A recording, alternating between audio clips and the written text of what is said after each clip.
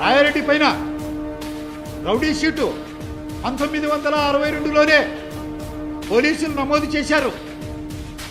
వందల bind over కేసులున్నాయి. ఏ పండగ వచ్చినా ఏ పబ్బం వచ్చినా మీ తాత ఉండేది ఆ రోజు ఇంట్లో కాదు, పోలీస్ స్టేషన్లో. అటువంటి కరుడుగట్టినటువంటి అంతకుడు శాంతి కాముకుడు అయినట్టు మరి అనేక కేసుల్లో ముద్దాయిగా ఉండి ఈ రాష్ట్రంలో హైదరాబాద్లో చెన్నారెడ్డిగా ఉన్నప్పుడు హిందూ ముస్లిం విభేదం సృష్టించి వందల మంది మరణానికి కారణమైనటువంటి రాజశేఖర రెడ్డి